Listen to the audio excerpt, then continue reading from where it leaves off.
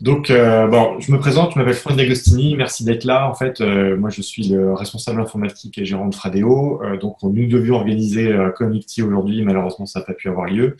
En attendant, on a décidé de maintenir les conférences qui devaient avoir lieu en physique à Connecti en les remplaçant par des webinaires.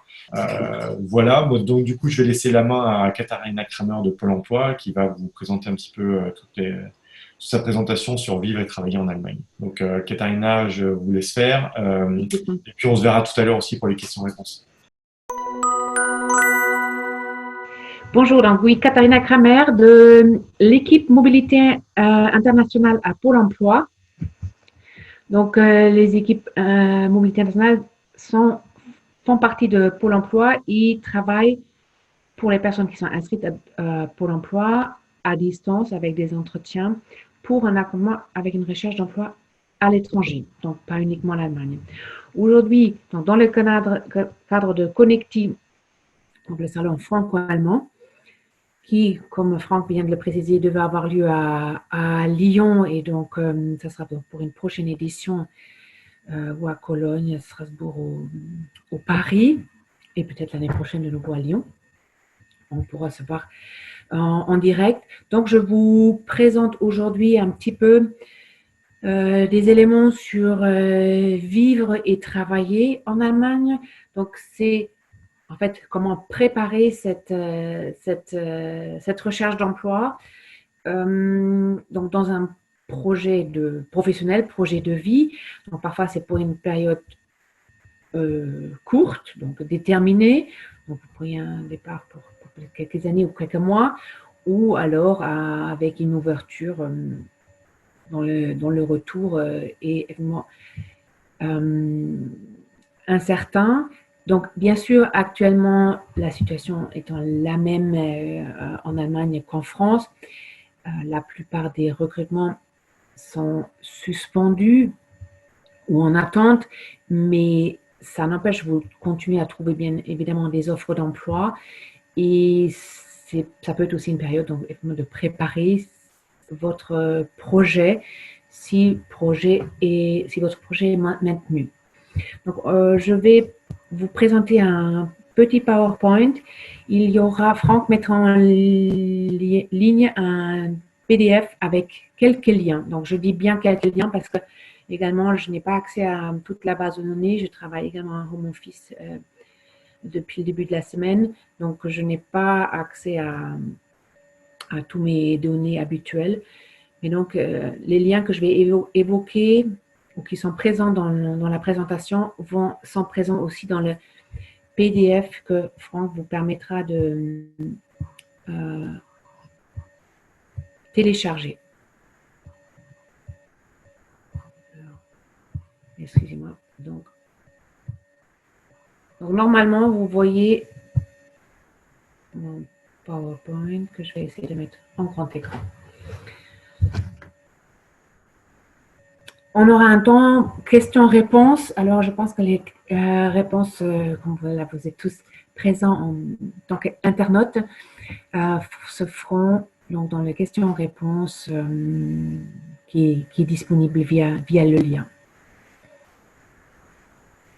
Donc, quelques aspects donc, sur quelques aspects administratifs, linguistiques, culturels sur l'Allemagne. Et puis, bien sûr, la recherche d'emploi et donc essentiellement aussi comment préparer sa candidature, bien évidemment, puisque la candidature est votre clé d'entrée dans l'entreprise. Donc, l'Allemagne est un État fédéral.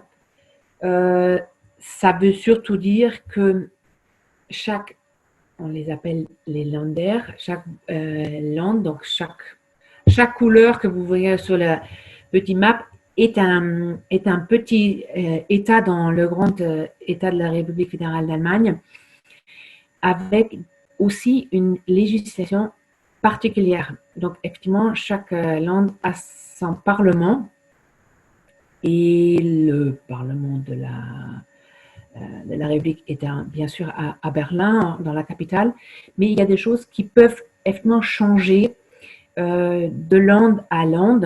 Et on y reviendra tout à l'heure, par exemple pour la reconnaissance des diplômes, par exemple. Mais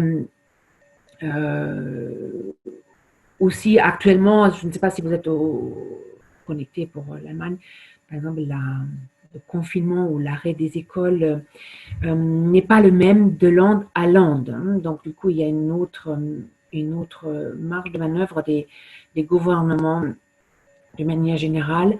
Également, ce qui parle peut-être beaucoup, le système scolaire n'est pas uniforme. C'est-à-dire, les épreuves de bac sont différentes à Berlin qu'à Munich, à Cologne ou à Francfort, puisqu'à chaque fois, on est dans un autre land. Également, les différences linguistiques peuvent être assez importantes. Alors, assez importantes, ça veut dire, moi je suis effectivement native speaker, c'est ma langue maternelle, l'allemand. Moi aussi, il y a des contrées où j'ai parfois du mal à suivre, quand les gens parlent vraiment dans leur dialecte et que ça va assez vite et qu'ils parlent entre eux.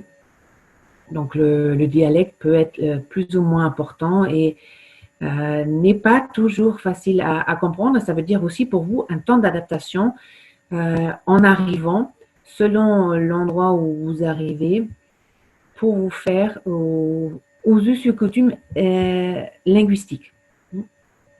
Donc, c'est normal, c'est pas propre au fait d'être étranger. Ça peut être aussi le cas pour un Allemand qui change du nord au sud ou de l'est à ouest. Quand j'évoque les particularités, c'est souvent aussi en comparaison avec la France, c'est-à-dire par rapport à ce que nous connaissons, ce que vous connaissez d'ici. Alors, par exemple, pour les démarches administratives, déjà en amont, lorsque on arrive en tant que résident dans une nouvelle commune, il apparaît, peu importe si j'arrive depuis l'étranger ou si je change même à l'intérieur dans le même land de commune. Alors, on va dire, je vais de Munich à Augsbourg.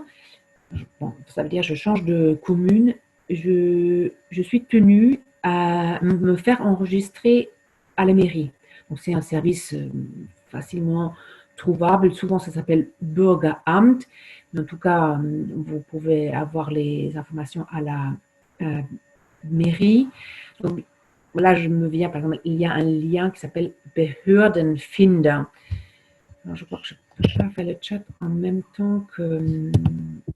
Voilà, vous m'y ferez penser après. Parce que le chat, en même temps, je crois que c'est un peu difficile. Oui, non, j'y arriverai pas. Behördenfinder. Je vous préviens si jamais il y a des questions ou des. Oh, d'accord, ok. Mais sinon, je retiendrai. Behörde, c'est donc une administration, ça vous permettra de trouver les administrations que vous recherchez en arrivant éventuellement. Pour vous inscrire, vous avez 14 jours, je crois. C'était 8 et je crois que c'est augmenté à 2 semaines.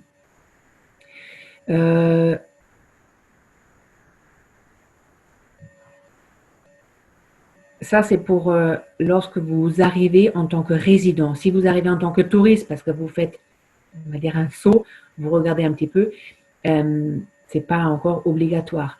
Également, pour celles et ceux d'entre vous qui arrivent éventuellement avec un U2.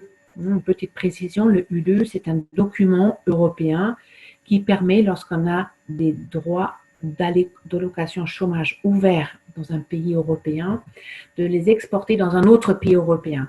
Donc, si vous êtes inscrit à Pôle emploi et que vous avez des allocations chômage ou une allocation spécifique de solidarité, l'ASS par exemple, vous pouvez exporter ces droits dans la limite des droits restants pour une durée de 3 mois maximum dans un autre pays européen.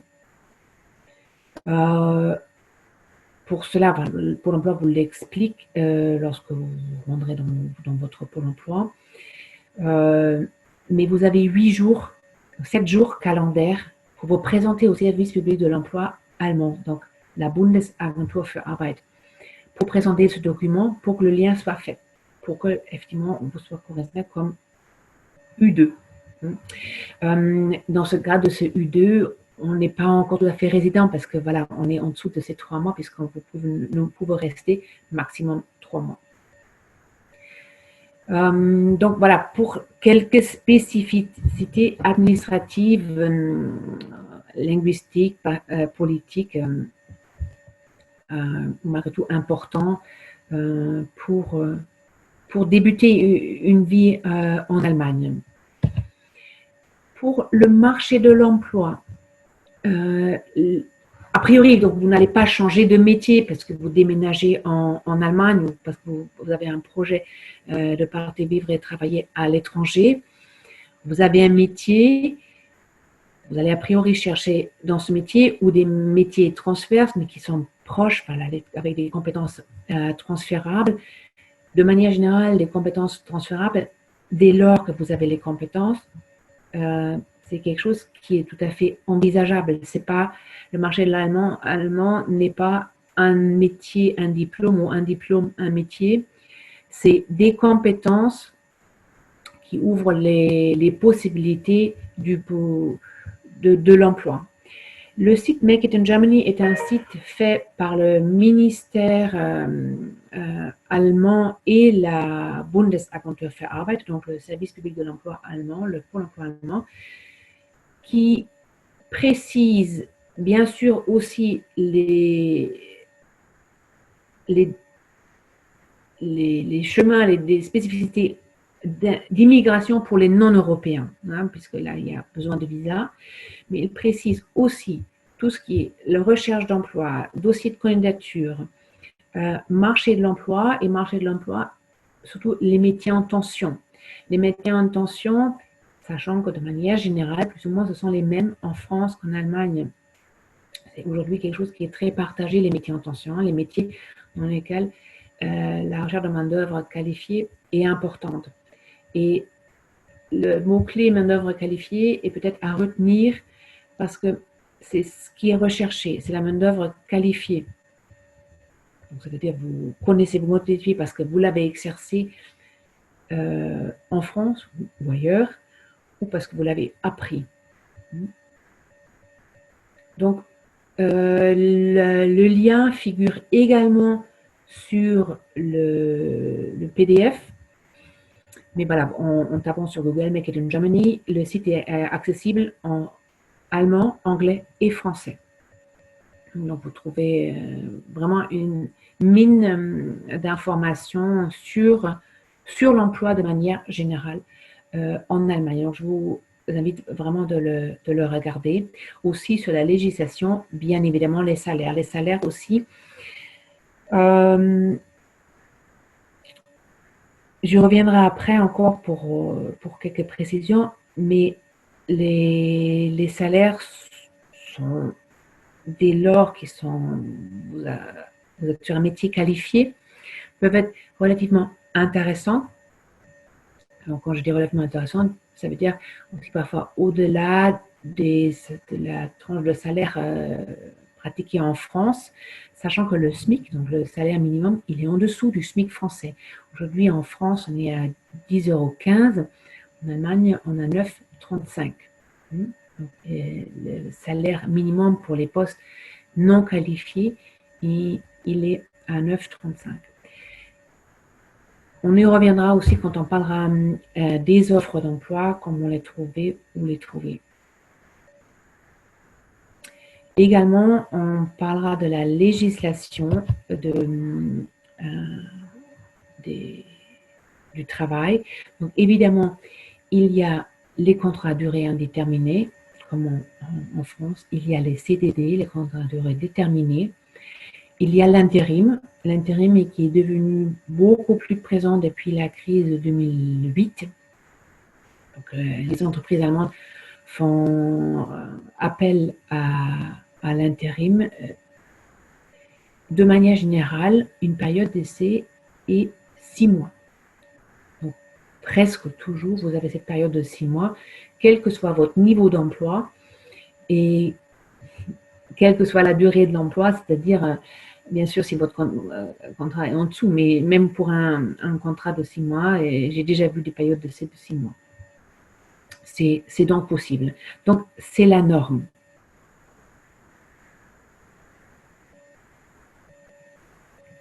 Vous trouverez aussi toutes ces informations sur le site de la Bundesagentur für Arbeit. Le lien que j'ai indiqué dans le PDF, c'est Bundesagentur Jobbörse, parce que c'est le lien où vous trouverez des offres. Mais sur le site Bundesagentur, bien sûr, vous avez une multitude de sous-liens, hein, comme sur Pôle emploi, où on vous renvoie vers Pôle emploi.org, Emploi Store, etc. Vous avez aussi la législation du travail, le code du travail. Donc le SMIC, je l'ai dit tout à l'heure, le SMIC est à 9,35 brut, sachant que les horaires par semaine, on est plutôt dans les 40 heures. Ça varie entre 38 et 42. On peut aller jusqu'à 45, voire 48 en cas exceptionnel, mais normalement, un contrat de travail est sur un temps plein à 40 heures.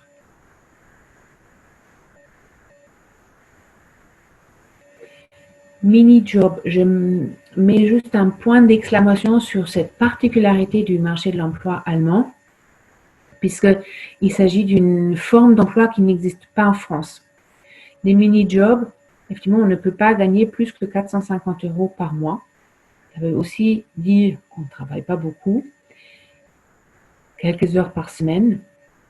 La particularité aussi, la sécurité sociale est facultative, c'est-à-dire la cotisation à la sécurité sociale est facultative. Normalement, il y a une cotisation à la retraite.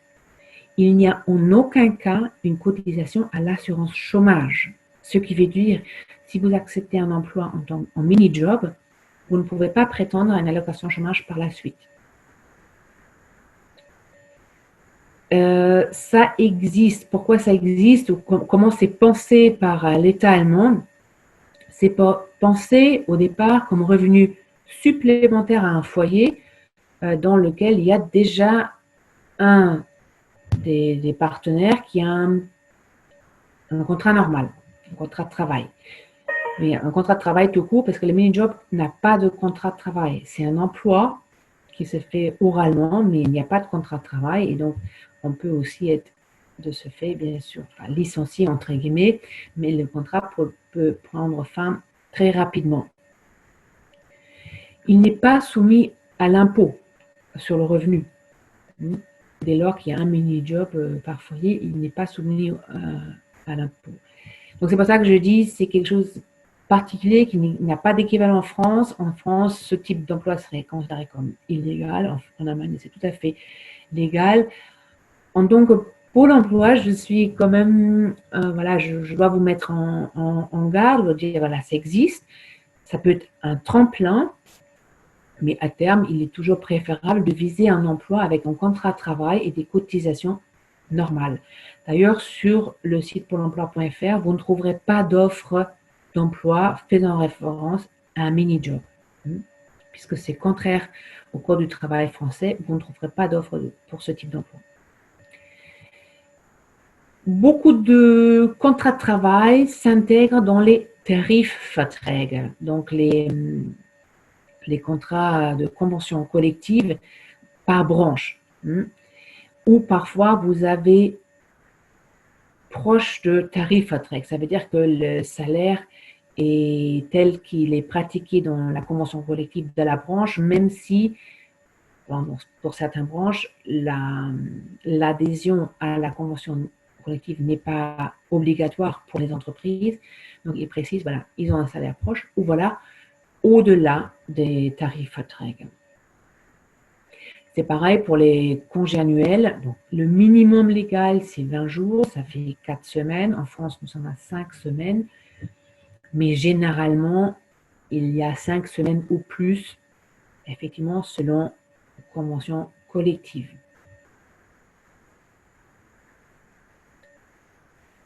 Une petite explication sur la sécurité sociale. La sécurité sociale est, on va dire, uniforme pour les 16 États fédéraux qui forment l'Allemagne, mais par contre, elle est très différente de la sécurité sociale française, où nous avons caisse d'assurance maladie, caisse primaire d'assurance maladie, la CPAM, qui est la même pour tous, avec juste une différence de régime Alsace-Moselle, voilà.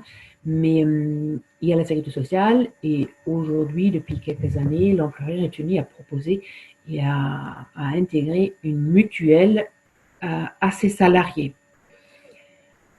En Allemagne, la mutuelle est quelque chose qui se pratique pas beaucoup, mais c'est la particularité est surtout qu'il existe une multitude de différentes sécurités sociales et c'est le salarié qui choisit la sienne, donc celle laquelle il a envie d'adhérer. D'où le lien sur votre PDF. Les offres d'emploi. Alors, bien sûr, je ne peux en aucun cas vous donner la liste de tous les sites qui proposent des offres d'emploi. Je vous propose les sites publics, donc Pôle emploi.fr, parce que nous travaillons avec nos homologues de la Bundeswehr, notre AFAT, qui est susceptible de temps en temps de nous transmettre des offres pour lesquelles, par exemple, il y a une recherche d'une main-d'œuvre française. Il y a bien sûr des entreprises qui peuvent faire appel à nous pour la publication. En aucun cas, Pôle emploi peut regrouper toutes les offres disponibles en France, puisque la cellule des équipes multinationales qui s'occupe de la publication de ces offres est une petite équipe et qu'en aucun cas, c'est un remplacement à la Bundesagentur für Arbeit. Au même titre qu'un employeur allemand connaît la Bundesagentur für Arbeit, il ne connaît pas nécessairement Pôle emploi, au même titre qu'un employeur français connaît bien évidemment Pôle emploi, il décide si oui ou non il a envie de publier son offre d'emploi sur le site Pôle emploi.fr. Est-ce qu'il va la publier à l'étranger? C'est un choix qui lui est propre. Les offres d'emploi que la Bundesagentur für Arbeit publie au même titre que Pôle emploi, sont disponibles également, enfin sont transférés sur le site EURES. Le site EURES est donc le European Employment Service, un réseau européen des services publics de l'emploi, donc qui régule également le U2 que j'ai évoqué tout à l'heure, qui regroupe des offres d'emploi. Vous pouvez y déposer un CV. Vous pouvez avoir des informations sur les différents pays, donc de l'espace Schengen. La législation sur l'emploi et la réglementation des métiers. C'est quelque chose qui est assez important. Je vous ai juste mis le lien Anabin. Anabin, c'est donc comment faire une reconnaissance de mon diplôme à l'étranger s'il est nécessaire. Si maintenant vous êtes dans le marketing, vous n'avez pas besoin d'une reconnaissance, ce n'est pas un métier réglementé. Si vous êtes dans l'éducation, si vous êtes dans le médical, ce sont des métiers réglementés, vous devez faire une reconnaissance. Et tout à l'heure, j'ai évoqué le fait que ça se fait par langue. Oui, si aujourd'hui vous projetez vivre et travailler à Hambourg, vous faites votre reconnaissance à Hambourg. Hambourg, comme Berlin et Brême, c'est un État-land, donc ville-État. C'est-à-dire, c'est tellement petit, l'État fédéral, enfin l'État, le petit État, que c'est la ville elle-même qui est État. Et si après, vous avez envie de déménager à Munich, c'est possible, mais la reconnaissance se fera pour Hambourg. Donc, Anabin vous donne aussi des informations là-dessus et vous relaie vers les différentes institutions. Faire reconnaître un diplôme, c'est long, mais parfois ça peut être utile. Parfois, ça peut être utile, surtout si on veut s'installer durablement, même pour les métiers. Alors, bien sûr, un médecin, pour exercer, il est obligé d'avoir cette, je ne parle pas juste de reconnaissance, mais pour être accueilli dans l'ordre des médecins. Voilà. Pareil, un éducateur qui veut être éducateur reconnu, comme main-d'œuvre qualifiée, il doit avoir une reconnaissance. Si vous êtes électricien avec un diplôme français, vous pouvez exercer comme assistant électricien si vous n'avez pas de reconnaissance. Avec une reconnaissance, vous pouvez exercer comme électricien qualifié. Donc, la paye aussi n'est pas la même. Et ça vous évite de refaire passer tout le diplôme. Je reviens encore à EURES. Le site EURES propose aussi des salons en ligne. Là, l'Allemagne organise un salon en ligne la semaine prochaine, le 25 mars. Ça s'appelle un European Online Job Day, EOJD, European Online Job Day. Donc, vous pouvez vous inscrire et tout se passe le jour même pour postuler en ligne, rencontrer des employeurs et avoir des entretiens, réponses à des questions, etc. Donc, ça se fait le 25 mars, mercredi, la semaine prochaine. Voilà, très important, donc, pour chercher l'emploi ou préparer votre candidature, c'est donc cette fameuse candidature, bien sûr, avec un CV. Je vous ai mis cette photo. Pourquoi? Parce que ça, c'est la version papier d'une candidature. Bien sûr, cette version papier existe toujours, même si, de la même manière qu'en France, les candidatures aujourd'hui sont souvent électroniques, voire même se font sur le site de l'entreprise directement où on remplit donc des formulaires. Mais pour que vous voyez aussi le caractère formel qui se distingue donc par cette pochette A4, souvent en triptyque, de notre CV, lettre de motivation pliée 3 fois et mise dans une enveloppe. C'est impensable pour un recruteur allemand de recevoir un CV et une lettre de candidature pliée. En version papier, ça ne peut être qu'un dossier cartonné. Un dossier cartonné dans lequel sont glissés, non pas attachés de façon perforée, mais dans lequel sont glissés les différents documents, à commencer par la lettre de motivation, das Anschreiben. Je vous ai mis des mots-clés sur le PDF. Das Anschreiben, ensuite le CV, der Lebenslauf, les différents Zeugnisse, donc Zeugnisse sont vos diplômes, les diplômes que vous avez obtenus et auxquels vous faites référence dans votre CV, et les Arbeitszeugnisse. Et les Arbeitszeugnisse, c'est un document qui n'existe pas en France et il est utile de mentionner dans votre candidature que vous ne pouvez pas joindre de Arbeitszeugnisse parce que ce document n'a pas d'équivalent en France. Il vaut mieux le préciser plutôt que de joindre vos certificats de travail, parce que le certificat de travail ne stipule uniquement que vous avez travaillé en qualité 2 dans telle ou telle entreprise de telle date à telle date. Or que la Arbeitszeugnis, il reprend ces éléments, mais le plus marquant, c'est qu'il donne une évaluation qualitative du travail que vous avez effectué dans l'entreprise. Donc, si vous avez travaillé de façon extrêmement satisfaisante de l'employeur, il va dire, si l'employeur ne regrette pas le salarié qui part, il ne va pas dire que le collaborateur était un mauvais collaborateur, mais il va trouver des mots pour que le prochain recruteur le comprenne. Que le candidat, enfin le salarié, voilà, faisait de son mieux, mais n'y a pas trop réussi. Donc, c'est un vocabulaire très spécifique, mais donc il faut savoir que ce document est à l'heure actuelle toujours attendu par les entreprises et donc mieux vous les préparer que ça n'existe pas et que vous pouvez proposer, que vous pouvez sur demande donner des attestations d'emploi, Arbeitszertifikate par exemple, donc notre certificat de travail, mais en aucun cas vous avez un Arbeitszeugnis.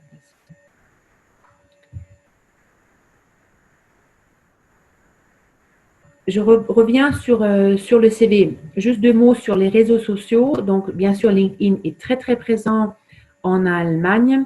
Existe aussi le réseau germanophone Xing, qui est donc présent en Allemagne, Autriche et Suisse. Voilà, donc pour des conducteurs. Ça peut être aussi une possibilité d'être présent sur les deux. Puisque je voudrais terminer avec la candidature, parce que c'est souvent quelque chose qui voilà, beaucoup de questions et que c'est malgré tout votre clé d'entrée. Juste 2-3 mots sur les entreprises. Donc, le paysage des entreprises allemandes, c'est un paysage de petites et moyennes entreprises, kleine und mittelständische Unternehmen, les KMU, on les appelle. Donc 70%, c'est des petites entreprises ou moyennes entreprises. Donc, vraiment, quand vous visez le marché de l'emploi, n'hésitez pas aussi à regarder qu'est-ce que propose l'entreprise, non pas parce que vous ne la connaissez pas. Voilà, soyez pas méfiants, on n'est pas, non mais moi je voulais absolument pas travailler dans telle grande entreprise que je connais. Non, ça peut être une entreprise fournisseur de cette grande entreprise par exemple. Et les avantages ou les plus de la vie de l'entreprise ou des, voilà, on va dire les accessoires peuvent être tout aussi bien intéressants dans une petite moyenne entreprise que dans une grande entreprise. Donc ça, c'est aussi la culture d'entreprise.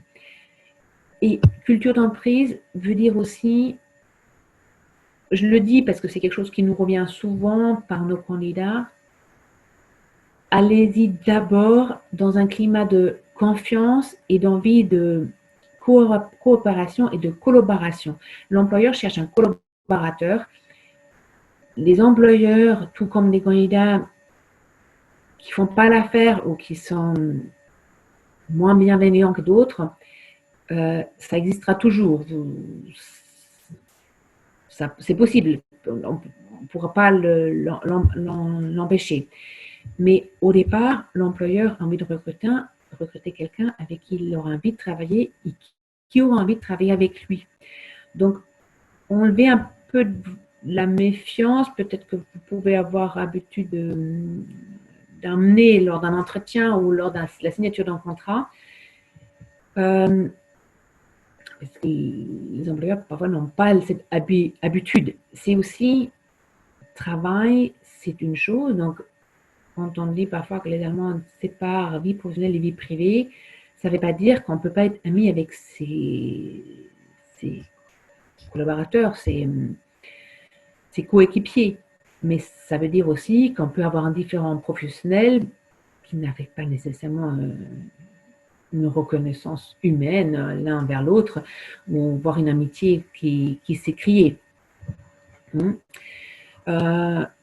Donc, vraiment, aller dans un autre pays, peut-être certains d'entre vous l'ont déjà fait ou l'ont pu l'expérimenter dans le cadre de leurs études ou d'autres expériences à long terme dans un autre pays. Je ne parle pas des vacances parce que c'est toujours un peu un autre état d'esprit lorsqu'on est en vacances. Vivre et travailler ou arriver dans un autre pays, c'est aussi beaucoup d'observations et de mise en question ou du moins de mise en retrait de mes acquis. Et de mes acquis aussi d'un point de vue vie de tous les jours, vie avec mes compatriotes, enfin voilà, les gens avec qui je partage ma vie, que ce soit mes voisins, mes collaborateurs au travail ou à l'université ou dans une formation quelconque. Voilà une petite précision sur cette partie-là. Sur la liste des liens, il y a aussi un glossaire auquel je fais référence. Un glossaire qui a été élaboré par un service transfrontalier EURES. Donc, dans les frontières, dans les zones frontalières européennes, généralement, EURES a mis en place des réseaux transfrontaliers. Et dans l'espace Suisse, France, Allemagne, donc en France, c'est touché par l'Alsace, le territoire de Belfort, le sud-ouest de l'Allemagne et Suisse, donc Bâle et environ. Il y a ce glossaire et donc vous pouvez les télécharger donc dans le lien que je vous ai mis. Je vois que vous n'arrivez pas directement sur le glossaire, vous devez aller tout en bas de page pour arriver vers pièce à télécharger. Vous avez ce glossaire qui est très instructif. Il a un accès français et un accès allemand sur toute la terminologie autour de l'emploi, hein, que ce soit licenciement, contrat de travail, candidature, etc. Donc, revenons sur le CV. Le CV contient une photo. Alors, ici, vous le voyez en petit, la personne a fait le choix de faire une page de garde. Sur cette page de garde, il met une photo grande, elle peut être même parfois plus grande. Et du coup, c'est permis de rajouter son métier. Ça se fait souvent sur les pages de garde. Ça ne se fait pas sur un CV simple. Le CV simple, généralement appelé Lebenslauf, comme sur la page d'à côté. La page de garde contient donc la photo, l'intitulé qu'il s'agit d'une candidature. Généralement, il présente aussi les pièces jointes à la candidature, donc ils vont suivre dans la pochette ou dans l'envoi de mail que vous allez envoyer. Et éventuellement vos coordonnées. Ce n'est pas obligatoire d'avoir une page de garde, on peut aussi aller directement sur un CV, alors la photo sera intégrée dans le CV. La photo, je peux que vous dire, elle est très fortement conseillée parce que les employeurs allemands ont tout simplement l'habitude de voir une photo. Alors ici, la photo, elle est presque, enfin, on peut dire, oui, elle est moins conventionnelle que d'habitude, parce que généralement, c'est vraiment une photo, voilà, on est sobre, on est, généralement, elle est prise debout, on est en tenue de, voilà, je n'ai pas envie de dire de tenue de travail, on est en tenue officielle, c'est-à-dire très formelle. Donc, plutôt un peu trop formelle que pas assez. Donc, pas de t-shirt, plutôt chemise, ou costume, événement cravate, selon. Mais les Allemands vont chez un photographe lorsqu'ils font les photos. Donc, en aucun cas, utilisez votre téléphone pour faire un selfie ou faites une photo dans la cuisine. Non, vous faites au moins une photo derrière un mur blanc. Vous mettez voilà, vous mettez la tenue vestimentaire adéquate pour vous faire prendre en photo par un proche. Il ne s'agit pas d'une photo d'identité. Bon, non seulement les photos d'identité sont devenues très austères, mais même, voilà, on a le droit de vous voir. Et le but, et donc on le voit bien sur cette photo, c'est d'être avenant. C'est qu'on a envie de vous rencontrer. C'est ce que vous devez dégager. Je vais essayer de passer sur un autre écran pour prendre un CV récupéré sur Internet pour passer en revue rapidement les différentes rubriques. Et peut-être ça peut être aussi le moment pour voir les questions en parallèle.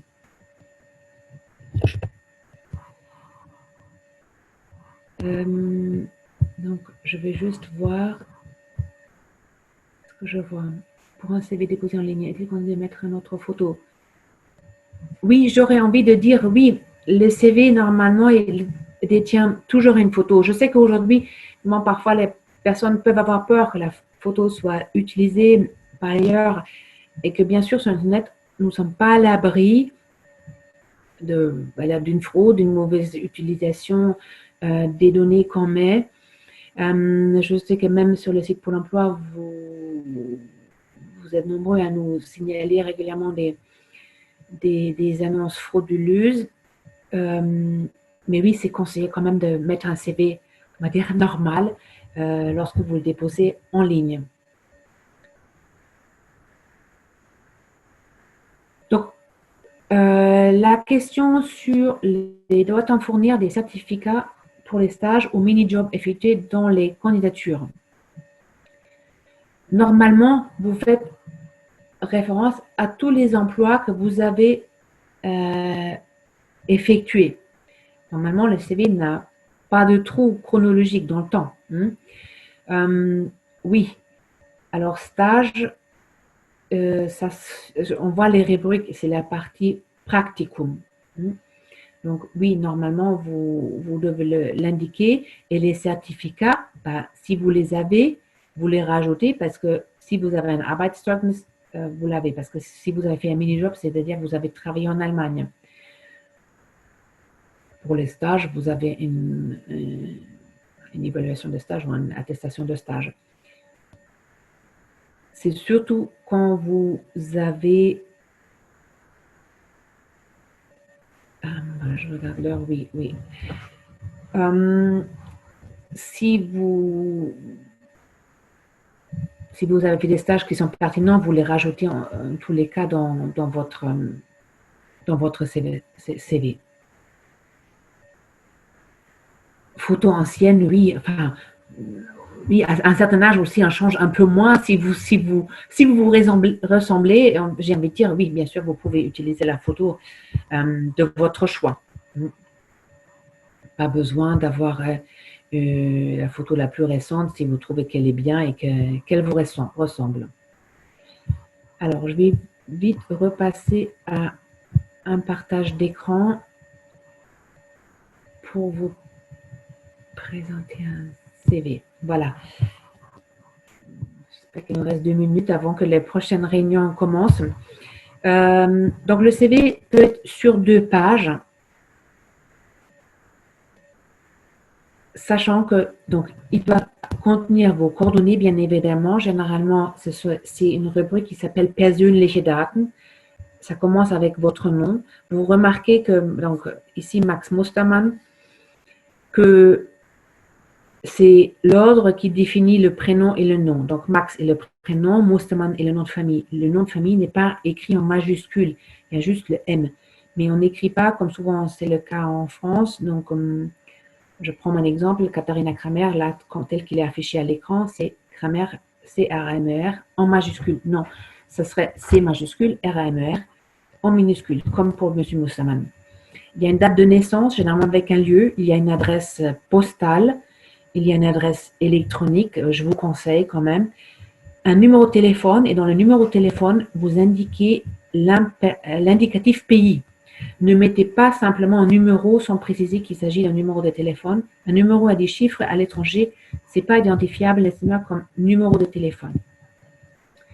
Vous avez une rubrique de Berufserfahrung et une rubrique de Ausbildung. Ausbildung, c'est donc la formation, Berufserfahrung, l'expérience. En consultant différents formats de CV ou des exemples de CV que vous trouvez sur Internet, vous voyez aussi des titres différents. Bien sûr, on peut avoir beruflicher Werdegang. Ça, c'est au choix, c'est pas mieux, c'est juste différent. Ce que je vous conseille, c'est pour avoir quelque chose en colonne et non pas en tuile. Le CV français, comme il est censé être sur une page, donc on voit de plus en plus avec quelque chose qui est assez colorié, j'ai envie de dire, colorié, parfois vraiment en couleur, colorié parce qu'il y a des petits points avec des informations.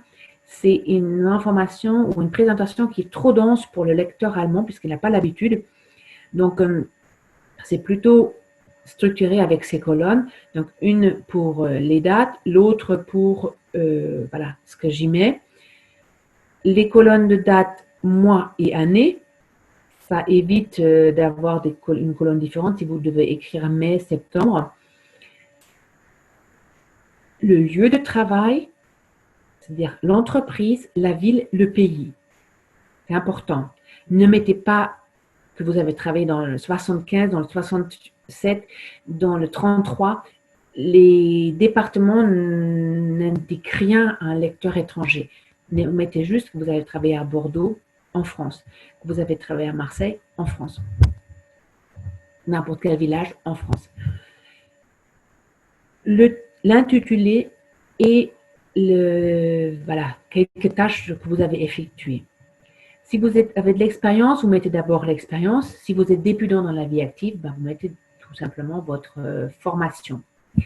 Pour les formations, très important, vous mettrez l'intitulé originel de votre formation.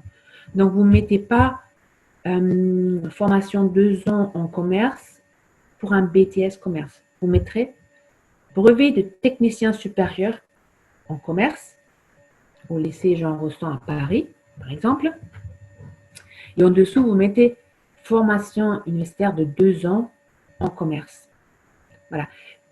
Comme ça, lorsque vous mettez la copie du diplôme, l'employeur sait à quoi ça se réfère. Très important. Vous remontez jusqu'au dernier diplôme du secondaire, c'est-à-dire un bac ou un CAP selon votre formation. Donc, Kenntnisse Interessen, vous mettez bien évidemment vos compétences linguistiques et vous précisez votre langue maternelle. Donc, le français, a priori, votre langue maternelle. Si c'en est une autre, vous mettez l'autre.